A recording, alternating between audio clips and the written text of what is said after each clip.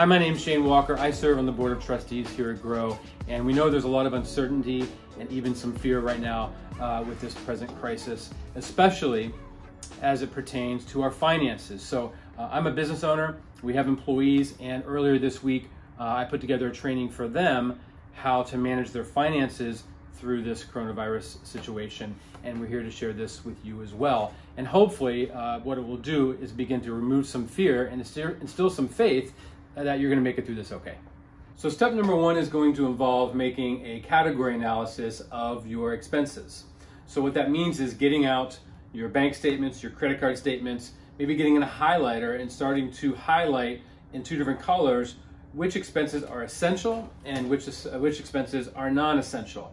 And then maybe creating a spreadsheet of that, two columns of essential and non-essential expenses. What that does is enable you to see really at a glance what you can do without, what you can't. What you're going to see is you got a lot of small expenses, even $8 here, $10 there, Netflix, things like that, that maybe you can do without.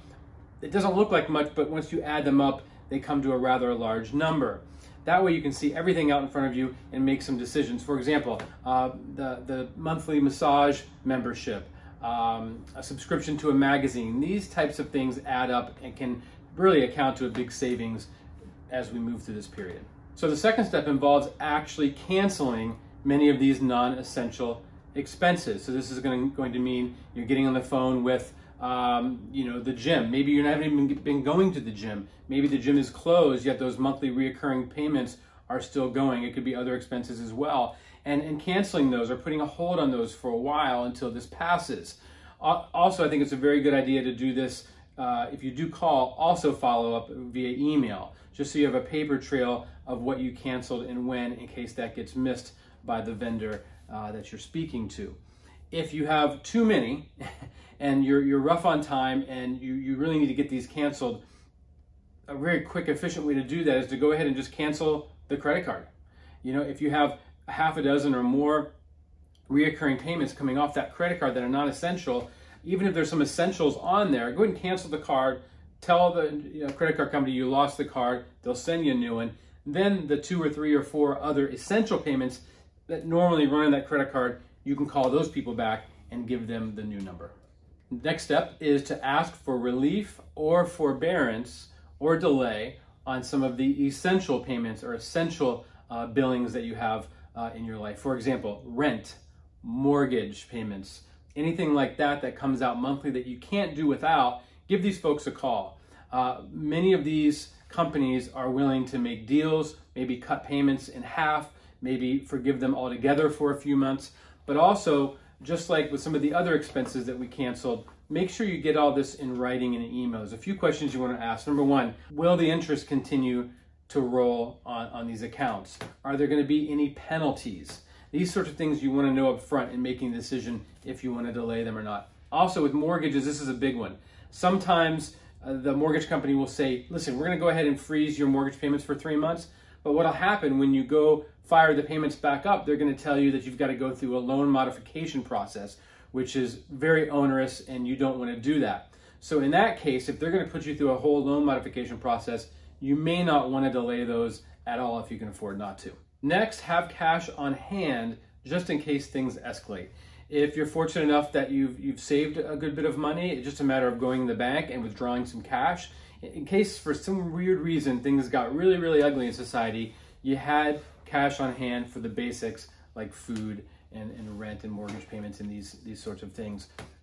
Some folks don't have a lot of cash on hand, so I've got a couple tips for you that you can put into action to get some cash on hand if you don't. Number one is your investments. If you have, for example, equity in your home, maybe a good time to take an equity line out on your mortgage, take the equity out of the house, maybe just a few $1,000s. We like to think about maybe 4 to 6 months worth of rent, mortgage payments, and food costs, just for the basic survival type stuff in case, and we don't expect this, but just in case something really rough did happen, taking an equity line out against your mortgage is a good way to put some cash to the side.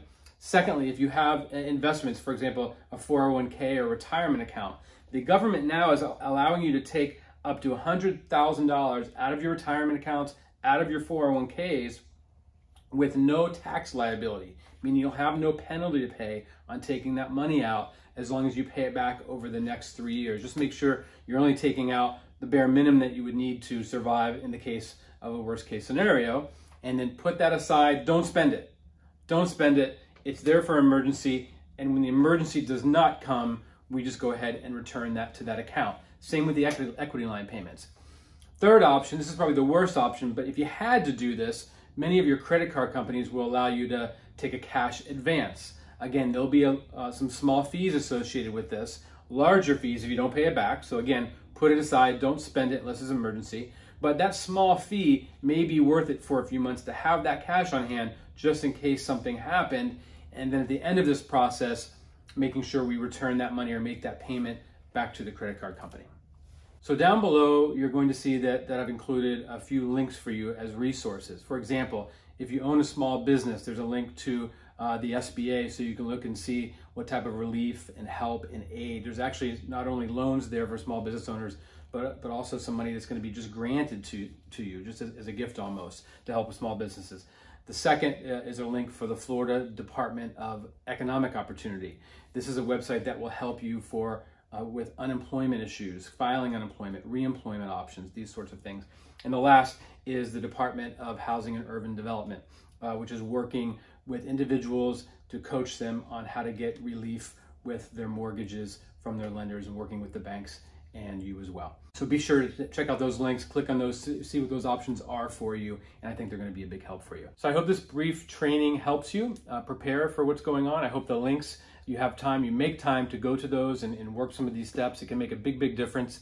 And in the end, you know, we've done our part. We've taken some action steps, we've prepared, we've been good stewards of our money.